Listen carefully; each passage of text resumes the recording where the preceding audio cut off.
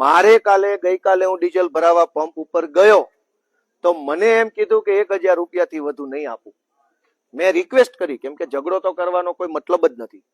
મેં રિક્વેસ્ટ કરી કે ભાઈ હું ધારાસભ્ય છું, મારે કંઈક સરકારી મિટિંગમાં જવું હોય, કંઈક જનતાના કામથી જવું હોય, ઘણું મારે દોડવાનું હોય રોજ જાગીને, મને તમે થોડુંક વધારે ડીઝલ આપો.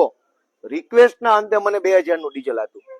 મને ધારાસભ્ય છું, જનતાના કામમાં જોડાયેલો છું, અલગ અલગ અર્જન્ટ કામોમાં મારે દોડવું પડતું હોય, છતાંય 2000 નું ડીઝલ મળતું હોય તો ખેડૂતોની પરિસ્થિતિની શું ચર્ચા કરવી? મેં આ બધી વાત કલેક્ટરને કીધી કે અમને નથી ડીઝલ આપ્યું. કાલ કોક ગામમાંથી ફોન આવે કે ધારાસભ્ય જલ્દી આવો, ગામમાં આવી ઘટના બની તો કેમ જવાનું? એટલે અમે આજે ઊંટ ગાડી લઈને આવ્યા છીએ. પ્રતિકાત્મક વિરોધ છે કે જો આવા નવા દિવસો રહ્યા તો ઊંટિયા લઈને ફરવું પડશે આખા ગુજરાતના લોકોએ.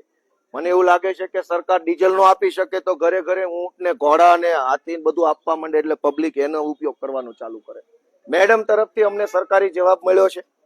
એમણે કીધું કે અમારી ટીમ સક્રિય છે, અમારી ટીમ બધું જોઈ રહી છે. જોકે ક્યાં છે, ક્યાં જોઈ રહી છે એનું કઈ અમને માહિતી મળી નથી. મેં એમને વિનંતી કરી છે કે હેલ્પલાઇન નંબર બહાર પાડો. જે ખેડૂતને ડીઝલ ન મળે સરકારના નિયમ પ્રમાણે એ ખેડૂત ફોન કરી શકવો જોઈએ હેલ્પલાઇન નંબર પર. અને જે લોકો માથા ભારે માણસો સંગ્રહખોરી કરતા હોય એની ફરિયાદ પણ ગુપ્ત રીતે કરી શકાય એવું હેલ્પલાઇન નંબર બહાર પાડવાની વિનંતી કરી છે.